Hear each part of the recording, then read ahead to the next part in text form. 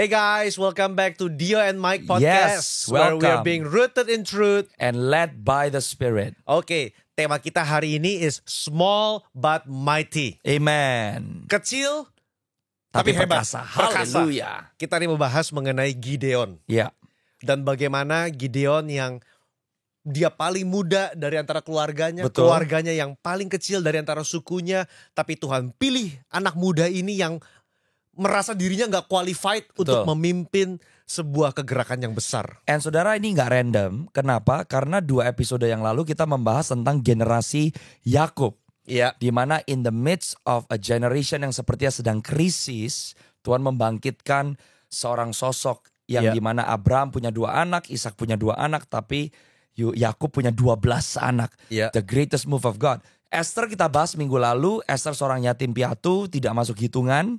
Demikian pula Gideon. Nanti Pastor Dio akan bacakan ayatnya. Gideon itu bisa dibilang yang kecil, yang terkecil dari yang paling kecil. Intinya bukan siapa-siapa. Bukan siapa-siapa. Ya, dan justru Tuhan berkenan memakai yang tidak dipandang oleh dunia untuk mempermalukan mereka yang berhikmat. Yes. Dan kenapa kita bawa Gideon dalam podcast ini? Karena kita merasa dalam kegerakan Tuhan yang akan Tuhan bawa untuk Indonesia, Tuhan gak mencari yang merasa dirinya paling hebat. Betul. Tuhan gak mencari yang merasa dirinya paling keren, paling perkasa, banyak numbers, banyak istilahnya followers. Justru Tuhan berkenan mencari orang yang merasa dirinya gak layak. Yes, and bukan hanya, tapi gini saudara, meskipun Esther dan Gideon secara manusia mereka tidak qualified, tapi yang mengkualifikasi mereka adalah panggilan Tuhan. Iya. That's why penting untuk setiap kita jangan lihat nih kita bisanya apa, kekuatan kita apa. You need to know your calling in Christ Jesus. Iya. Saya mau bacakan konteks dulu dari kitab Hakim-Hakim pasal yang ke-6, dari tempat seperti apa dan konteks seperti apa Gideon dipanggil. Yeah. Dalam Hakim-Hakim pasal yang pertama dikatakan orang Israel melakukan apa yang jahat di mata Tuhan. Dan Tuhan menyerahkan mereka ke dalam tangan orang Midian 7 tahun lamanya. Dan selama itu orang Midian berkuasa atas orang Israel. Saudara melihat dalam pasal ayat 2, 3, 4, ayat yang kelima, bahkan sampai ayat yang ke-6 saudara. Orang Midian itu datang memusnahkan hasil tanah, menjarah lembu ternak. Dan mereka mengambil semua hasil jarahan seperti pasukan belalang yang menghabisi semua makanan orang Israel. Dan dikatakan ayat yang ke-6, orang Israel sangat melarat. Saudara, ini juga penting untuk kita tahu. Sekarang mungkin yang ada di Indonesia merasa keadaan ekonomi tidak menentu. With every crisis, God always have a solution. Wow. Yeah. And the church, gereja, anak-anak Tuhan yang mau berurusan dengan Tuhan, your breakthrough tidak akan berhenti kepada engkau. Makanya di episode yang lalu kita berkata pemosisianmu adalah untuk tujuan Tuhan dalam hidupmu. Waktu kita bangkit seperti Gideon, kebangkitan saudara dan saya adalah untuk nasib orang lain. Iya. Kalau mau menghubungkan dengan episode yang lalu, kita butuh Esther di bidang ekonomi, That's right. Esther di bidang politik, Esther di bidang kreatif, di bidang entertainment, di bidang gereja, di Seven Spheres. Kita butuh Esther di situ. Yes. Gitu. Nah, saudara, dalam konteks seperti itulah Gideon dipanggil. Panggilannya di mana? Dalam ayat yang ke-11. Datanglah malaikat Tuhan dan duduk di bawah pohon tarbantin di Ofra, kepunyaan Yoas orang Abiezer itu. Sedang Gideon anaknya sedang mengirik gandum dalam tempat pemerasan anggur agar tersembunyi bagi orang Midian. Nggak ada orang mengirik gandum di tempat pemerasan anggur. Ya. Saudara, kalau ngirik gandum itu maksudnya tuh kayak gabah gandum itu dikebas-kebas supaya harusnya di atas bukit supaya anginnya itu akan melemparkan kulit arinya dan biji gandumnya turun ke tanah. Tapi Gideon ini mengirik gandum di lobang tempat pemerasan anggur, itu biasanya dalam bentuk lobang sedikit tersembunyi saudara. Itu gimana cara ngirik gandum? Karena angin gak ada, dia tersembunyi saudara di dalam lobang saudara. Tapi justru di situ malaikat Tuhan menampakkan diri kepadanya dan berfirman, Tuhan menyertai engkau, ya pahlawan yang gagah berani. Amen. Buat saya aneh. Kenapa? Karena saat itu Gideon gak ada gagah-gagahnya. Betul. Bukan seperti seorang pahlawan. Betul. Tapi bukankah itu Tuhan Yesus saudara? Selalu bring the best out of the worst of someone. Haleluya. Tuhan selalu menunjuk yang terbaik dari seburuk apapun orang itu. Yes. And I think that's the dynamic of the love of God. Ya. Bahwa saudara harus tahu bahwa Tuhan bukan hanya memang mau melepaskan orang Israel dari tangan orang Midian. Tapi saudara juga harus bisa lihat bahwa apa yang Tuhan lakukan dengan Gideon adalah karena Tuhan mengasihi orang ini. So God works both. Dia mau Israel diselamatkan, tapi dia juga berurusan dengan Gideon karena dia mengasihi Gideon.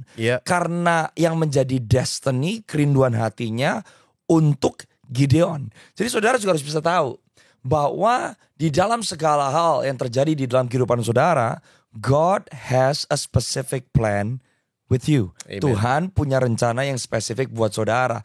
Yes, untuk kepentingan yang menjadi isi hati Tuhan dan orang lain. Tapi saudara, kita harus tahu bahwa Tuhan mau berurusan kepada masing-masing kita. Karena setiap kita punya value yang mahal di mata Tuhan. Dan saudara tahu, yang saya suka dari Gideon adalah dia kayak Musa, awal-awal dia menolak panggilan Tuhan. Ya. Dia berargumen sama Tuhan. Betul. Tuhan, mana perbuatan-perbuatanmu yang dahsyat yang dahulu engkau lakukan kepada nenek moyang kami. Dia kayak sedikit nyindir Tuhan sebetulnya. Dia udah pesimis. Dalam pasal yang sama, pasal yang ke-6, ayat yang ke-13. Bukankah Tuhan telah menuntun kami keluar dari Mesir? Tapi sekarang Tuhan telah membuang kami dan menyerahkan kami ke dalam cengkeraman orang Midian. Saudara, Tuhan gak ambil pusing loh. Tuhan gak membalas bahkan diskusi dan celotehannya Gideon. Malaikat Tuhan membalas Gideon, pergilah dengan kekuatanmu ini, hai engkau pahlawan yang gagah perkasa. Bukankah aku telah mengutus engkau?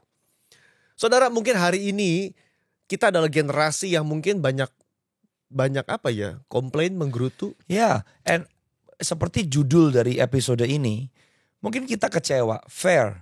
Kita melihat kenapa begini, kenapa begitu. Kalau Tuhan baik, kenapa ini terjadi? Kalau Tuhan baik, kenapa gereja seperti ini? You know what? Tuhan lagi mau bilang, stop complaining and start doing something about it. Amen. Start doing something. You know, Tuhan gak main kalau saudara dan saya punya opini, cara pandang, bahkan kekecewaan kita. The Lord understand. Tapi saya rasa lewat kisah Gideon, Tuhan punya problem dengan orang yang hanya menggerutu tapi tidak mau menjadi bagian dari solusi Tuhan. Anda punya komplain, fine. Karena kita punya cara pandang, melihat dan juga punya opini atau penilaian. Tapi maukah kita stop menilai diri kita sendiri kecil, tapi percaya bahwa di tengah-tengah krisis yang kecil Tuhan bisa pakai menjadi terobosan dan solusi yang luar biasa. Wow.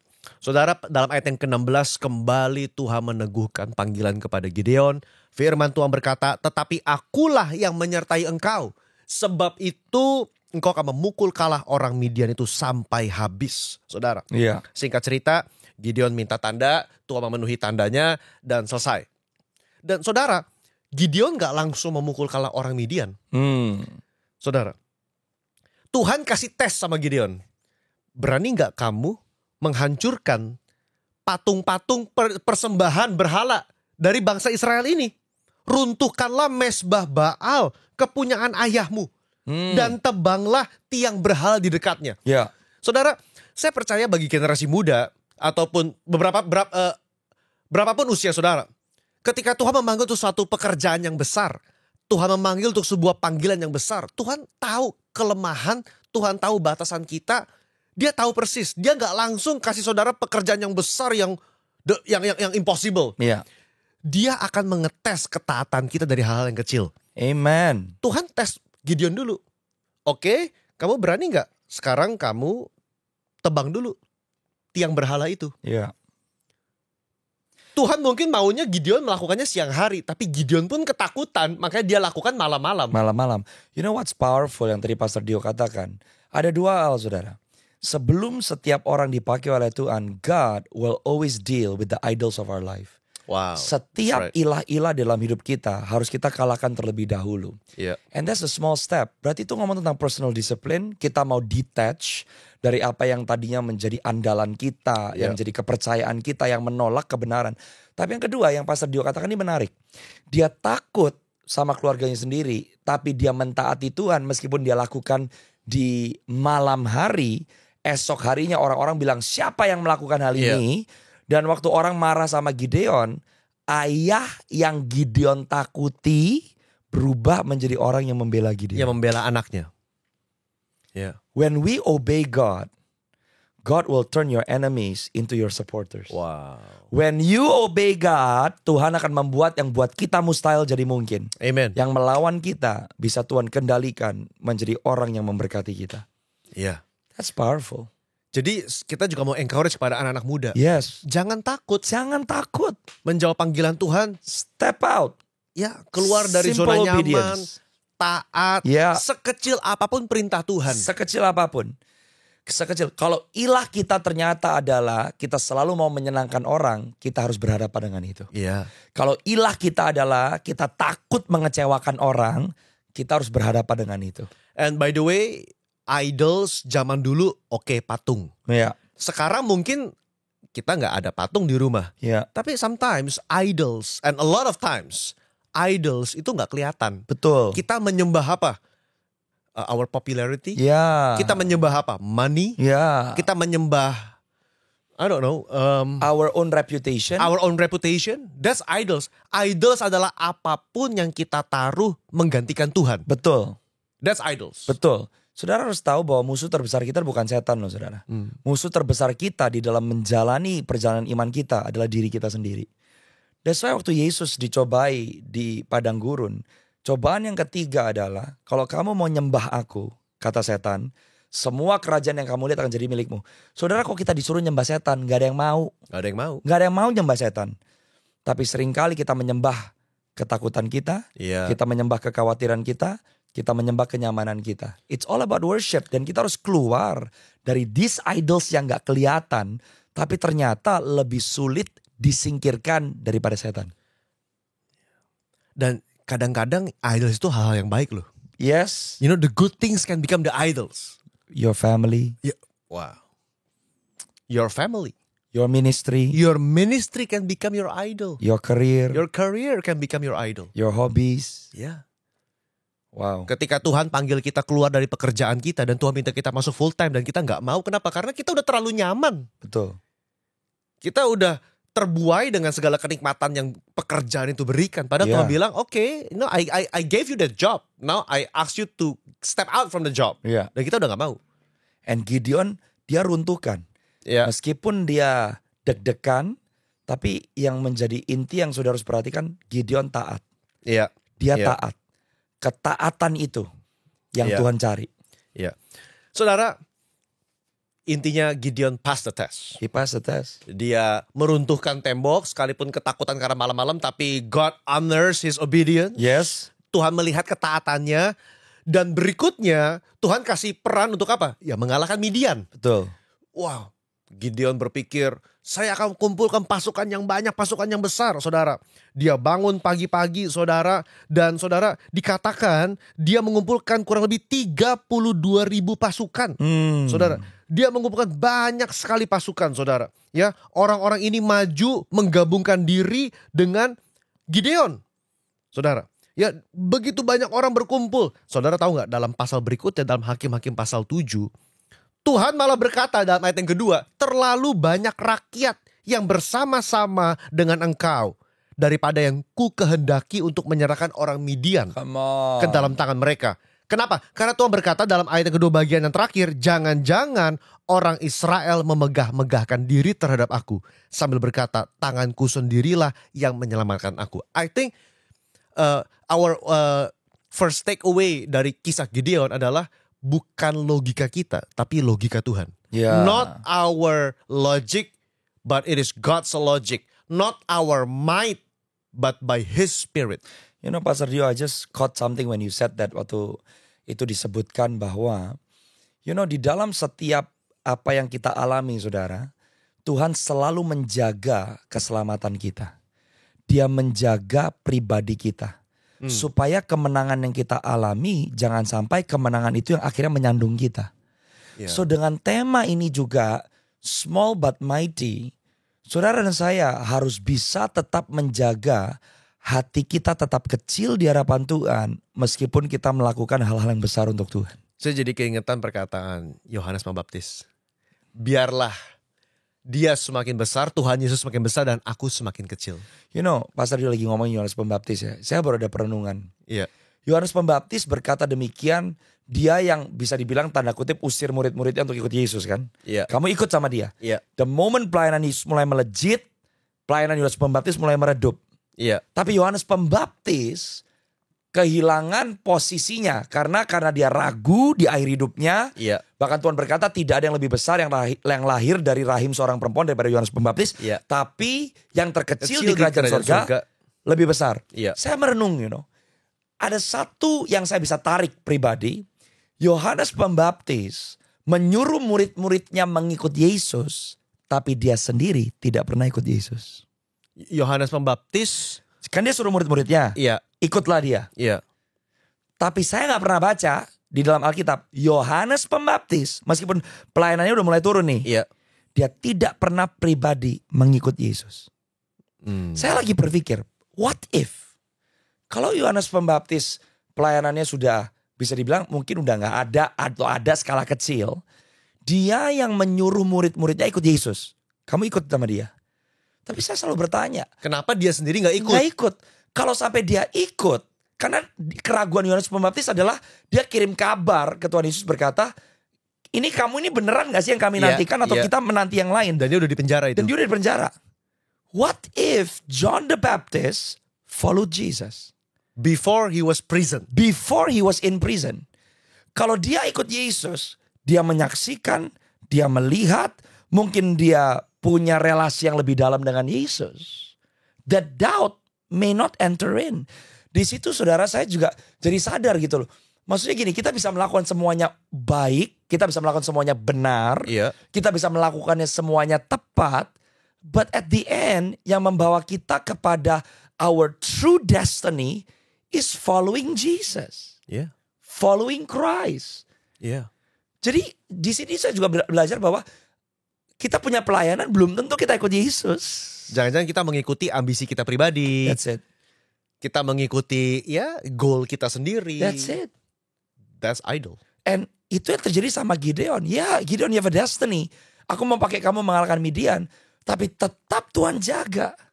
Karena jangan sampai kita melakukan banyak hal buat Tuhan. Tapi tragis kalau pada akhirnya Tuhan kehilangan kita.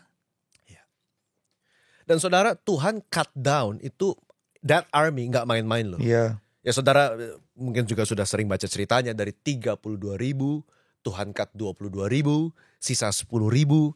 Dari 10.000 saudara ada tes yang untuk turun minum air kan.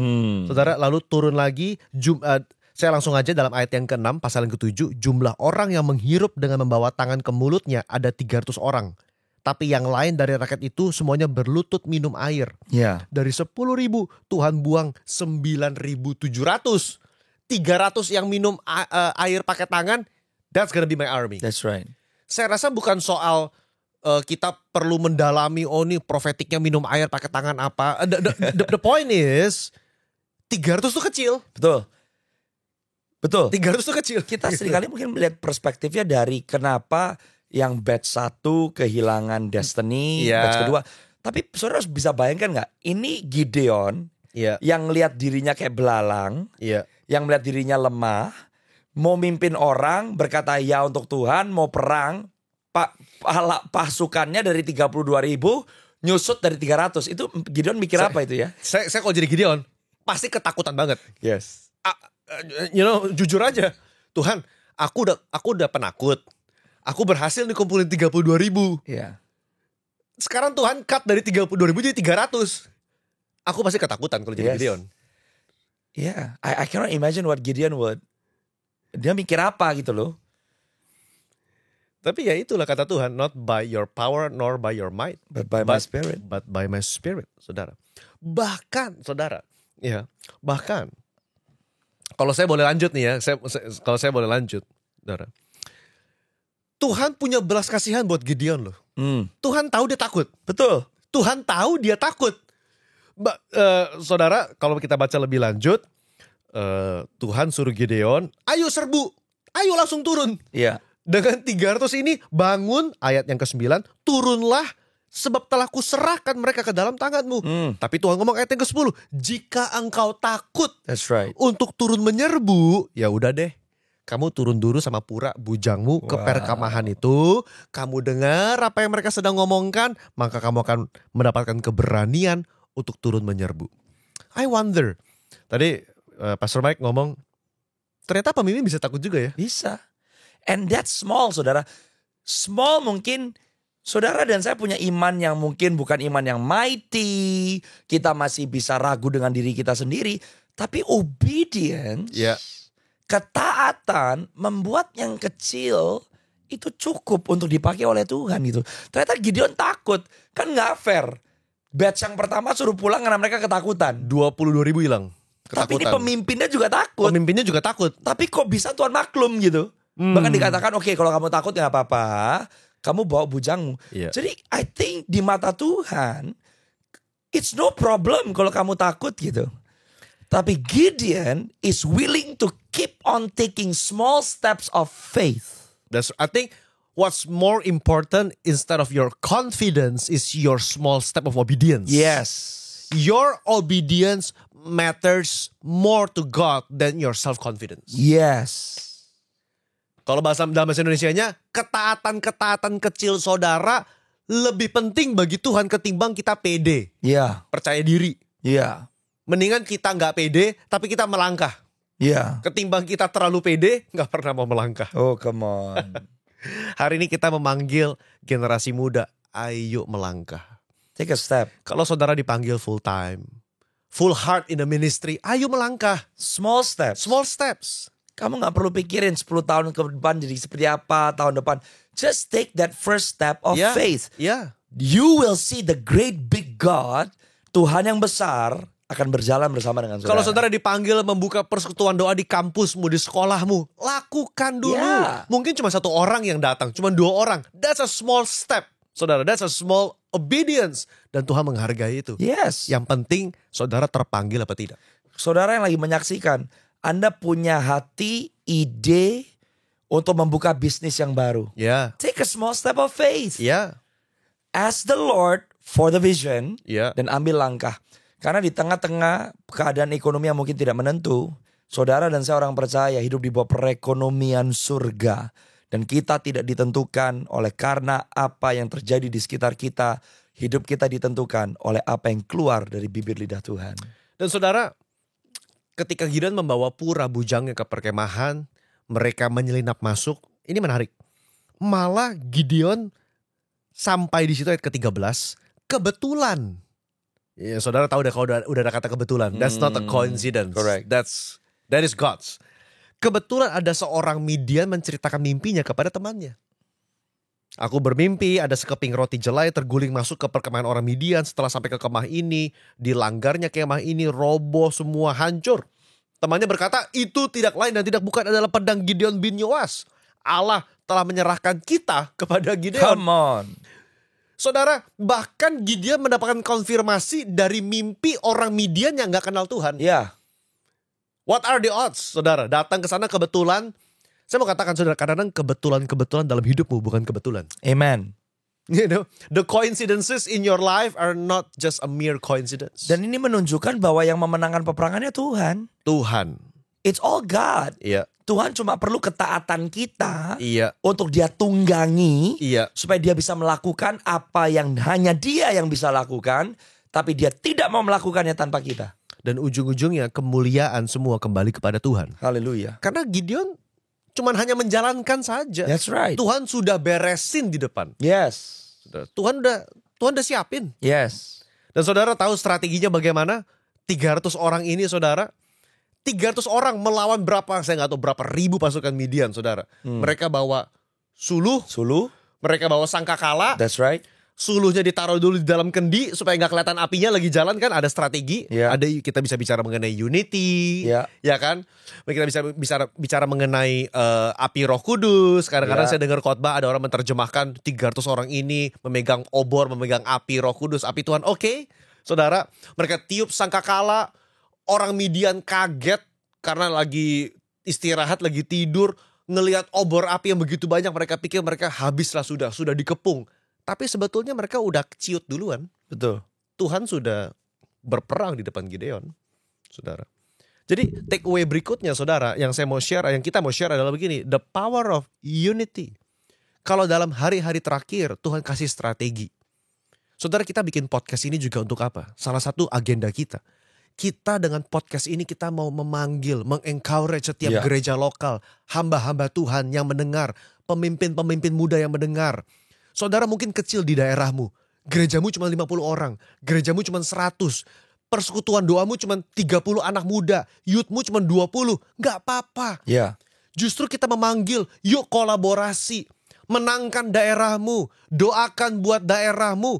Dan satu saat kita akan melihat bagaimana Tuhan memanggil 300 orang di seluruh Indonesia yang kelihatannya kecil untuk memenangkan bangsa ini. Gak apa-apa kalau saudara kecil, tapi jangan beralasan karena kamu kecil. Saudara lihat ya, kalau tadi dikatakan bahwa Gideon dan 300 orang yang bersama dengan dia mengangkat obor, tiup sangkakala juga cuma 300 sangkakala. Mau sekenceng-kencengnya juga di depan ribuan orang, suaranya gak mungkin seberapa. Jadi apa yang Tuhan lakukan itu staging sebetulnya.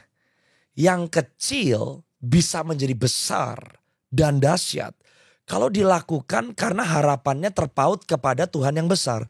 Dan gimana sih kita menunjukkan kepada Tuhan bahwa kita tuh percaya? Taat. Iya. Melangkah.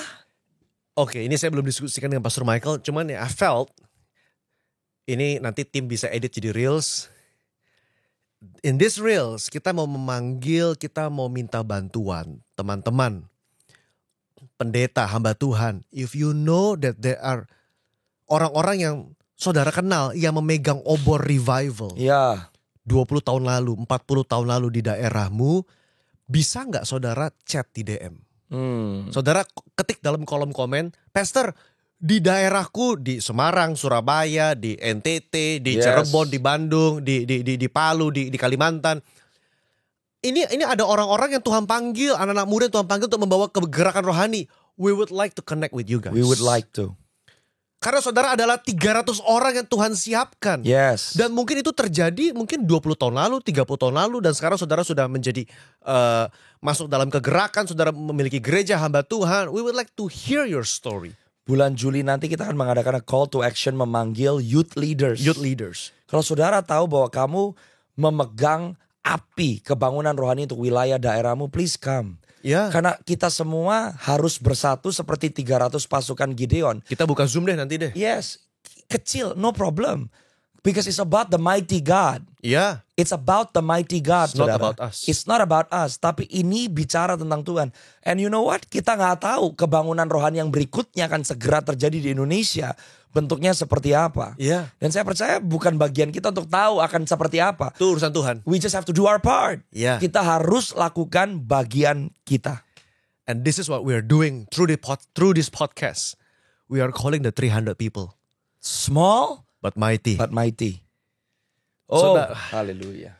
Small but mighty. We are calling the 300 people yang memegang obor kebangunan rohani, yang memiliki hati buat jiwa-jiwa, buat kebangunan rohani, yang mau meniupkan sangkakala trompet kebangunan rohani dalam daerahnya masing-masing. Yuk sama-sama yuk kita gerak buat Indonesia. And kalau kita tahu cara Tuhan kita bekerja, yang kecil bersama dengan Tuhan kita tidak akan selalu jadi kecil. Karena Tuhan kita adalah Tuhan yang besar. Yang kecil akan menjadi besar seperti biji sesawi. Seperti kota Bethlehem. Tuhan selalu memiliki sebuah expertise untuk membuat yang kecil menjadi besar. Yang insignificant di mata manusia, significant. Bukan karena kuat dan gagah, tapi karena Tuhan. Gideon yang merasa dirinya yang paling kecil dari keluarga yang paling kecil. Di bani yang paling kecil. Tapi Gideon tertulis di sejarah bangsa Israel. Salah satu pemimpin, hakim yang merubah nasib bangsanya. So are you willing to be part of the 300 people? Hey guys, so this is it for this podcast. Dan kita berdoa sesi ini pun memberkati saudara. Amen. Do DM us, share your revival stories. Di area saudara, share, ketik di komen. Kita juga mau kenalan, kita mau kolaborasi. Siapa tahu ketika kita ke daerah saudara, kita bisa berkenalan dan kita bisa berpartner begitu. Untuk kebangunan rohani yang terbesar bagi bangsa kita Indonesia. Amen. So please do DM us your stories, comments, questions, anything. Subscribe, apalagi share, follow, likes our Instagram, our YouTube. And always stay tuned for the new episodes. Yeah, God bless you. Bye-bye.